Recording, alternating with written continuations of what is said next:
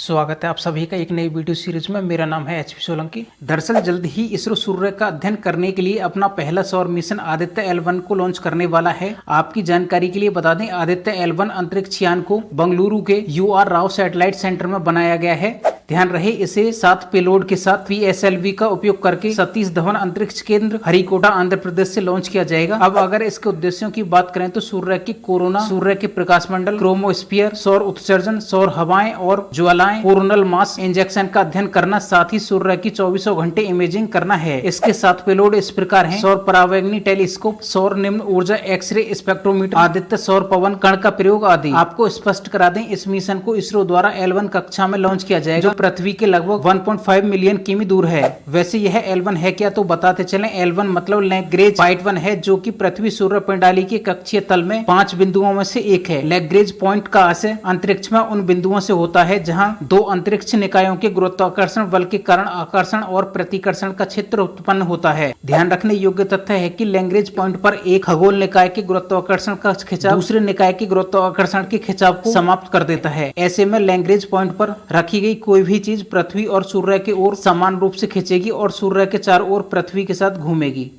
हाल में केंद्रीय पत्तन, पोत, परिवहन और जलमार्ग मंत्री सर्बानंद सोनोवाल ने सागर संपर्क लॉन्च किया है, जो कि एक स्वदेशी differential global navigation satellite system है। यह मेक इन इंडिया सिस्टम है, जो जहाजों को सुरक्षित नेविगेशन के लिए अधिक सटीक जानकारी प्रदान करेगा। इससे भारत को समुद्री क्षेत्र में और भी मजबूती मिलेगी, साथ ही समुद्री क्षेत्र में डिजिटल पहल को आगे बढ़ाया जाएगा। यह GPS स्थिति की सटीकता में काफी सुधार करता है, जिससे नाविकों को नेविगेशन में मदद मिलेगी। इससे बंदरगाह क्षेत्रों में टकराव, ग्राउंडिंग और दुर्घटनाओं के जोखिम को कम किया जा सकेगा। हाल में वैश्विक बहुआयामी गरीबी सूचकांक 2023 जारी किया गया है, जिसकी theme unstacking global poverty data for impact action है। आपकी जानकारी के लिए बता दें, इस सूचकांक में 110 देशों की 92% आबादी को कवर किया गया है। दरअसल इस सूचकांक का प्रकाशन UNDP और Oxford poverty and human development initiative द्वारा किया जाता है। बताते चले, 110 देशों में 6.1 अरब लोगों में से 1.1 अरब लोग बहुआयामी गरीबी में रहते हैं। इतना ही नहीं, 2/3 लोग यानी 730 मिलियन लोग मध्यम आय वाले देशों में रहते हैं। ध्यान रहे, 25 देश ऐसे हैं जहां पर बहुआयामी गरीबी का परसेंट आधा ही रह गया है। ये 25 देश भारत, कंबोडिया, चीन, Congo, Honduras, Indonesia, Vietnam, Morocco इत्यादि हैं। भारत में 41 करोड़ लोग गरीबी रेखा से बाहर आ चुके हैं। यह सूचकांक 3 आयामों पर आधारित है: शिक्षा, स्वास्थ्य और जीवन स्तर। पहली बार इस सूचकांक को 2010 में प्रकाशित किया गया था। हाल में उत्तर प्रदेश सरकार ने बाढ़ से होने वाले नुकसान को रोकने के लिए राहत चौपाल आयोजित करने का फैसला किया है। आपकी जानकारी के लिए बता दें, इस प्रकार की चौपाल सभी बाढ़ प्रभावित गांवों में आयोजित होंगी। इन राहत चौपालों का उद्देश्य आपदाओं से होने वाले नुकसान को रोकना और ग्रामीण स्तर पर आम जनता को बाढ़ के दुष्प्रभाव से बचाना है। यह चौपाल आपात स्थिति के दौरान की जाने वाली कार्रवाइयों के बारे में जागरूक करने के साथ आपदा प्रबंधन के बारे में शिक्षित करेंगी। बताते चले, राष्ट्रीय आपदा प्रबंधन प्राधिकरण का गठन 2005 में हुआ था। इसकी अध्यक्षता प्रधानमंत्री करते हैं। यह भारत में आपदा प्रबंधन के लिए शीर्ष निकाय है। हाल में केंद्रीय कौशल विकास और उद्यमिता तथा इलेक्ट्रॉनिक्स और IT राज्य मंत्री राजीव चंद्रशेखर ने यूनाइटेड किंगडम को निर्यात हेतु नमदा कला के पहले बैच को हरी झंडी दे दी है। आपकी जानकारी के लिए बता दें, प्रधानमंत्री कौशल विकास योजना के तहत नमदा कला को पुनर्जीवित किया जा रहा है। इस पहल का विस्तार करने के लिए वर्ष 2021 में केंद्र सरकार ने नमदा प्रोजेक्ट भी शुरू किया था। दरअसल इस प्रोजेक्ट का क्रियान्वयन स्थानीय उद्योग भागीदारों के सहयोग से किया जाएगा। आपको बताते चले, यह परियोजना पब्लिक प्राइवेट मॉडल के रूप में विकसित की जा रही है। जैसा कि आप जानते हैं, यह एक उद्योग आधारित प्रशिक्षण कार्यक्रम है, जिसका मकसद कश्मीर में नमदा शिल्प से जुड़ी समृद्ध विरासत को संरक्षित करना, साथ ही पुनर्जीवित करने में योगदान देना है। अब आपको नमदा कला का संक्षिप्त परिचय करा दें। यह कश्मीर की प्रसिद्ध कला है। इसकी शुरुआत 16वीं शताब्दी में तब हुई, जब मुगल सम्राट अकबर अपने घोड़ों को ठंड से बचाने के लिए एक ओढ़नी बनवाना चाहते थे। यह ओढ़नी एक प्रकार का फेल्टेड कालीन या गलीचा है। इसे ही नमदा की संज्ञा दी गई। इसे बनाने के लिए भेड़ के ऊन का प्रयोग होता है, जिस पर हाथ से रंगीन कढ़ाई होती है। आपकी जानकारी के लिए बता दें, कच्चे माल की कमी, कुशल कारीगर और मार्केट तकनीकी की कमी के कारण वर्ष 2000 से 2008 के दौरान इसका निर्यात एकदम शून्य हो गया था। इसी स्थिति को संज्ञान में रखते हुए नमदा प्रोजेक्ट शुरू किया गया है। हाल में सर्वोच्च न्यायालय के दिशा निर्देश पर सभी के लिए न्याय सुनिश्चित करने और डिजिटल विभाजन को पाटने के उद्देश्य से ई सेवा केंद्र शुरू किए गए हैं। आपकी जानकारी के लिए बता दें, यह ई सेवा केंद्र 815 है, जो भारत के 25 उच्च न्यायालयों के अंतर्गत स्थापित किए गए हैं। बताते चले, चले ई सेवा केंद्र नागरिक केंद्र सेवाओं और वादियों को मामले की स्थिति के संबंध में जानकारी प्राप्त करने में मदद करेंगे। इसके साथ ही यह सेवा केंद्र न्यायालयों के निर्णयों और आदेशों की प्राप्तियां प्राप्त करने को भी सुलभ बनाते हैं। ध्यान रहे, ई सेवा केंद्र न्यायमूर्ति RC लाहौटी की सलाह पर नियुक्त सर्वोच्च न्यायालय की ई कमेटी के सुझाव पर शुरू किए गए हैं। इस ई सेवा केंद्र पर सुनवाई की अगली तारीख, मामले की स्थिति और अन्य विवरणों के बारे में जानकारी प्रदान करना है। हाल में भारतीय वायुसेना एक बहुराष्ट्रीय हवाई अभ्यास तरंग शक्ति का आयोजन कर रही है। बताते चलें, रेगिस्तान क्षेत्र में आयोजित होने वाला यह सबसे बड़ा वायुसेना अभ्यास है। इसमें दुनिया की 12 शीर्ष वायुसेना शामिल होंगी, जिसमें से 6 अभ्यास में भाग लेंगी, जबकि बाकी पर्यवेक्षक के रूप में भाग लेंगी। दरअसल इसमें फ्रांस, ऑस्ट्रेलिया, अमेरिका और ब्रिटेन की वायुसेनाओं के इस अभ्यास में भाग लेने की संभावना है। ध्यान रहे, भाग लेने वाले देश अन्य संपत्तियों के अलावा सैन्य लड़ाकू जेट और परिवहन विमान दोनों के साथ अभ्यास में शामिल होंगे। यह अभ्यास भारतीय पायलटों को सीखने का एक अनूठा अनुभव प्रदान करेगा। हाल में 2 दिवसीय वार्षिक हेमिस मठ महोत्सव लद्दाख में उत्साह और उल्लास के साथ मनाया गया है। बताते चलें, तिब्बती और बौद्ध किंवदंतियों के आधार पर इस महोत्सव की शुरुआत 8वीं शताब्दी में हुई थी। दरअसल यह महोत्सव गुरु पद्मसंभव की जयंती पर मनाया जाता है, जो लद्दाख के सबसे बड़े बौद्ध मठ के विशाल प्रांगण में आयोजित किया जाता है। यह भव्य त्योहार बौद्ध लोगों और उनकी संस्कृति को प्रदर्शित करता है। इस महोत्सव के दौरान पवित्र मुखौटा नृत्य का प्रदर्शन और थंका या भित्ति चित्र की प्रदर्शनी भी आयोजित की जाती है। सदियों पुरानी यह मठ उत्सव विदेशी पर्यटकों के लिए प्रमुख आकर्षक केंद्रों में से एक है। हाल ही में गुजरात सरकार ने माइक्रोन टेक्नोलॉजी के साथ एक समझौता ज्ञापन पर हस्ताक्षर किए हैं। बताते चलें, यह भारत का पहला चिप विनिर्माण संयंत्र होगा, जो गुजरात के साणंद में स्थापित होगा। ध्यान रहे, माइक्रोन अमेरिका की सबसे बड़ी सेमीकंडक्टर निर्माता कंपनी है। दरअसल इस प्लांट में माइक्रोन द्वारा $2.5 बिलियन निवेश किया जाएगा, जिससे 20,000 प्रत्यक्ष और अप्रत्यक्ष रोजगार के अवसर उत्पन्न होने की उम्मीद है। इस समझौते के तहत कंपनी एक असेंबली और टेस्ट सुविधा स्थापित करेगी, साथ ही इसमें घरेलू सेमीकंडक्टर पारिस्थितिकी को बढ़ावा मिलेगा। हाल में दिल्ली के सफदरजंग अस्पताल में उत्तर भारत के पहले स्किन बैंक का उद्घाटन किया गया है। आपकी जानकारी के लिए बता दें, इस प्रकार के बैंक में मृत व्यक्ति की त्वचा दान की जा सकती है। बताते चले, भारत में 16 स्किन बैंक कार्यरत हैं, जिनमें सबसे ज्यादा महाराष्ट्र में यानी 7 और चेन्नई में 4 हैं, कर्नाटक में 3 और मध्य प्रदेश तथा उड़ीसा में 1 है। जैसा कि आप जानते हैं, स्किन ग्राफ्टिंग त्वचा का पैच होता है, जिसे सर्जरी द्वारा शरीर के एक क्षेत्र से हटा दिया जाता है और दूसरे क्षेत्र में प्रत्यारोपित या जोड़ दिया जाता है। इस प्रक्रिया से मृत्यु कम और जीवित रहने की दर बढ़ जाती है। याद रहे, किसी मृत व्यक्ति की त्वचा मृत्यु के 6 घंटे के भीतर दान की जा सकती है। त्वचा को 3 से 5 साल तक संग्रहित किया जा सकता है। भारत में प्रतिवर्ष लगभग 10 मिलियन लोग जलने से घायल होते हैं, इसलिए स्किन बैंक का महत्व बढ़ रहा है। हाल में विश्व आर्थिक मंच ने ऊर्जा संक्रमण सूचकांक जारी किया है। बताते चलें, इस सूचकांक में भारत को 67वां स्थान प्राप्त हुआ है। ध्यान रहे, इस सूचकांक में प्रथम स्थान पर स्वीडन, दूसरे पर डेनमार्क, तीसरे पर नॉर्वे है। दरअसल भारत ऊर्जा संक्रमण सूचकांक के न्यायसंगत, सुरक्षित और टिकाऊ आयामों में ऊर्जा परिवर्तन गति में तेजी लाने वाली एकमात्र प्रमुख अर्थव्यवस्था है। इस सूचकांक के अंतर्गत दुनिया के देशों द्वारा ऊर्जा सुरक्षा और सतत पर्यावरण को बनाए रखने का उल्लेख किया जाता है। इसमें विभिन्न देशों के प्रदूषण स्तर का भी आकलन होता है।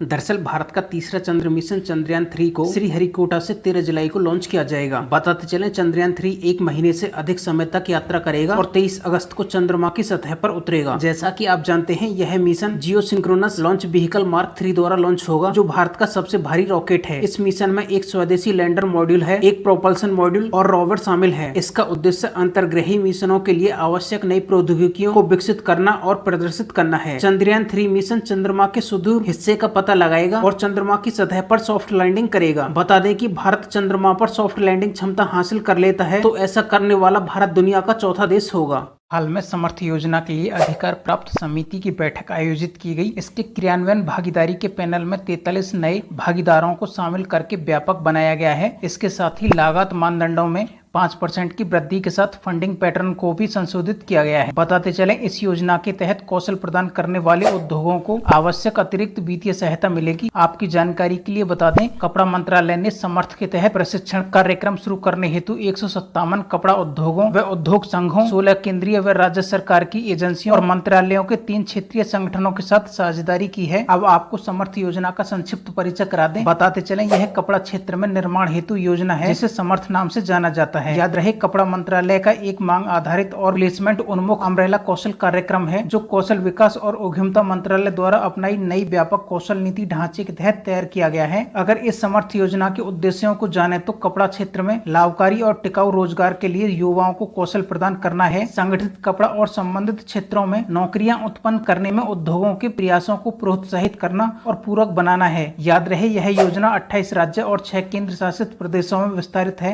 अब तक आवंटित 4.72 लाख लाभार्थियों के कौशल लक्ष्य में से 1.88 लाख लाभार्थियों को प्रशिक्षण प्रदान किया जा चुका है। इस योजना के तहत प्रशिक्षित लाभार्थियों में 85% से अधिक महिलाएं हैं। हाल में केंद्रीय पर्यावरण, वन और जलवायु परिवर्तन मंत्रालय ने तमिलनाडु के चेंगलपट्टू जिले में मैंग्रोव वृक्षारोपण कार्यक्रम का आयोजन किया है। आपकी जानकारी के लिए बता दें, इस कार्यक्रम का आयोजन मिष्टी योजना के भाग के रूप में किया गया है, जिसमें छात्रों सहित 100 से अधिक लोगों ने भाग लिया है। दरअसल इसके दौरान जैव विविधता और मैंग्रोव इकोसिस्टम का महत्व विषय पर एक पुस्तक का विमोचन भी किया गया है। बताते चले, वृक्षारोपण अभियान मैंग्रोव पर विशेष ध्यान देने के साथ वर्तमान में जारी हरियाली महोत्सव का एक अंग है। अब आपको मिष्टी योजना का संक्षिप्त परिचय करा दें। इस योजना को केंद्र सरकार द्वारा बजट 2023-24 में शुरू किया गया था। इसके उद्देश्यों को देखें तो भारत के तटीय जिलों में मैंग्रोव पुनर्वनीकरण और वनीकरण करना है। इसके साथ ही सार्वजनिक निजी भागीदारी के माध्यम से वृक्षारोपण तकनीकी, संरक्षण उपायों, प्रबंधन प्रथाओं और संसाधन जुटाने पर सर्वोत्तम प्रथाओं को साझा करना है। याद रहे, इस पहल को 2023-24 से 2027-28 तक यानी 5 वर्ष की अवधि के लिए क्रियान्वित करने की योजना है। इस योजना में 11 राज्यों और 2 केंद्र शासित प्रदेशों में लगभग 540 वर्ग किलोमीटर में फैले मैंग्रोव के विकास के लिए संभावित क्षेत्र का व्यापक पता लगाने की परिकल्पना की गई है। हाल में वर्ल्ड कॉम्पिटिटिव ईयरबुक के तहत विश्व प्रतिस्पर्धात्मक सूचकांक जारी किया गया है। बताते चलें, इस सूचकांक को international institute for management development द्वारा प्रकाशित किया गया है। दरअसल इस बार भारत 3 पायदान गिरकर 40वें स्थान पर आ गया है, जबकि डेनमार्क, आयरलैंड और स्विट्जरलैंड शीर्ष 3 स्थान पर हैं। इस सूचकांक के मुताबिक भारत ने सरकारी दक्षता में सुधार किया है, लेकिन व्यावसायिक दक्षता, बुनियादी ढांचे और आर्थिक प्रदर्शन में अन्य देशों की तुलना में थोड़ा खराब प्रदर्शन किया है। यह सूचकांक 60 से अधिक अर्थव्यवस्थाओं को रैंक प्रदान करता है। यह देशों का विश्लेषण और रैंकिंग उनके द्वारा दीर्घकालिक मूल्य निर्माण प्राप्त करने हेतु दक्षताओं के प्रबंधन के आधार पर करता है। हाल में शोधकर्ताओं ने जंपिंग स्पाइडर की नई प्रजाति की खोज की है, जिसका नाम हसारियस मुंबई रखा गया है। बताते चलें, यह खोज मुंबई के गोरेगांव में बॉम्बे नेचुरल हिस्ट्री सोसाइटी के संरक्षण शिक्षा केंद्र के करीब चट्टानों में की गई है। आपकी जानकारी के लिए बता दें, जंपिंग स्पाइडर हसारियस की कई आंखें हैं, जो इसे परिवेश का 360 डिग्री दृश्य देखने में सक्षम बनाती है, और वल्बनुमा शरीर बालों से ढका रहता है। यह सहज रूप से पीछा करने और शिकार कौशल वाली मकड़ी है। यह मकड़ी अपने शिकार को जाल में फंसाने की बजाय पीछा कर झपटा मारकर उसका शिकार करती है। यह जंपिंग स्पाइडर सोल्टिसिडे परिवार से संबंधित है। यह हसारियस शब्द एक जीनस को संदर्भित करता है। भारत में केवल 2 अन्य हसारियस प्रजाति हैं, जिनका दस्तावेजीकरण किया गया है। हाल में असम के कामाख्या मंदिर में अम्बुबाची मेले की शुरुआत हो गई है। आपकी जानकारी के लिए बता दें, यह देवी माँ कामाख्या के वार्षिक मासिक धर्म के उत्सव का प्रतीक है। ध्यान रहे, कामाख्या मंदिर असम के नीलांचल पहाड़ियों के ऊपर स्थित है और यह देश के 51 शक्तिपीठों में से एक है। अम्बुबाची मेला प्राचीन कामाख्या मंदिर में आयोजित एक वार्षिक हिंदू मेला है। कामाख्या मंदिर ब्रह्मपुत्र नदी के उपनगर प्रदेश में स्थित है। असम सरकार और कामाख्या मंदिर प्रबंधन समिति ने इस साल के अम्बुबाची मेले के लिए सभी व्यवस्थाएं की हैं। इस मंदिर में कामाख्या देवी की पूजा और अर्चना की जाती है, जो कि तंत्र मंत्र साधनाओं के लिए भी प्रसिद्ध है। इसलिए यहाँ तांत्रिक संप्रदाय के साधु संत भी आते हैं। दरअसल भारत सरकार केवल महिला अदालतों की शुरुआत करने जा रही है।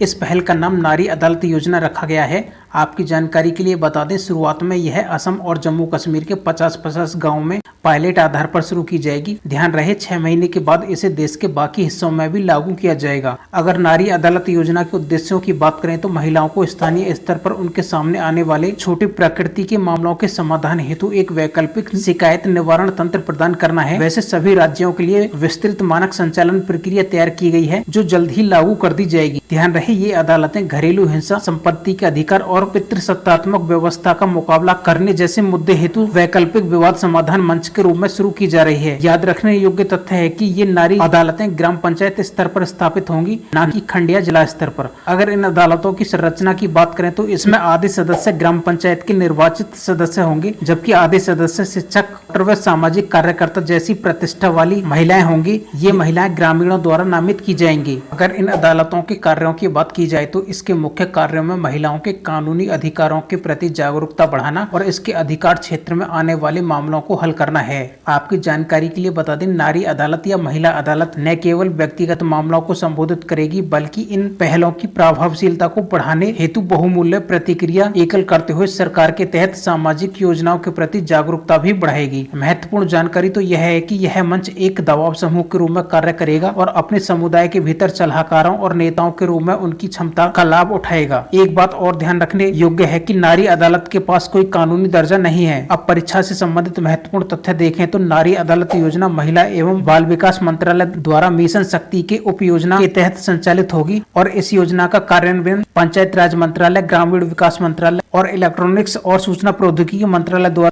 कॉमन सर्विस सेंटर के माध्यम से किया जाएगा। ध्यान रहे, यह योजना पारिवारिक महिला लोक अदालत से प्रेरित है जो 2014 से राष्ट्रीय महिला आयोग द्वारा संचालित की जा रही थी। आप कुछ अतिरिक्त जानकारी देख लेते हैं।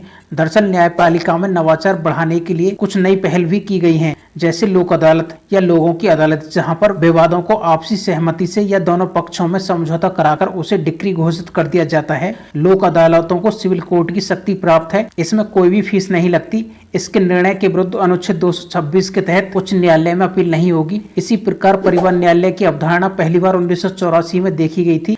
वैसे शहर जहां 10 लाख से अधिक आबादी है वहां पर परिवहन न्यायालय गठित किए जाएंगे उच्च न्यायालय की सलाह पर राज्य सरकारों द्वारा। इसी प्रकार ग्राम न्यायालय 2 अक्टूबर 2009 को पहली बार अस्तित्व में आए थे। ये ग्राम न्यायालय 2 वर्ष तक की अधिकतम सजा देते हैं सिविल और आपराधिक मामलों में। इसकी अध्यक्षता प्रथम श्रेणी का मजिस्ट्रेट करेगा। इसी प्रकार मोबाइल कोर्ट की अवधारणा डॉक्टर APJ अब्दुल कलाम ने प्रस्तुत की थी। इस अदालतों को पहिए पर न्याय की भी संज्ञा दी जाती है। पहली मोबाइल अदालत 2007 में मेवात हरियाणा में शुरू हुई थी। इसी प्रकार फास्ट ट्रैक कोर्ट 11वें वित्त आयोग की सिफारिश के बाद अस्तित्व में आए थे। यहाँ पर केवल आपराधिक मामले आते हैं, न कि सिविल मामले। इसी प्रकार ई कोर्ट या वर्चुअल कोर्ट की अवधारणा कोरोना काल में देखी गई, जिनमें 40 तकनीकी सेवाएं शामिल हैं, जैसे वीडियो कॉन्फ्रेंसिंग के जरिए न्याय व अन्य सेवाएं प्रदान करना। आपको यह वीडियो सीरीज कैसी लगी? आप HB सोलंकी स्टडी को लाइक, शेयर और सब्सक्राइब कर सकते हैं।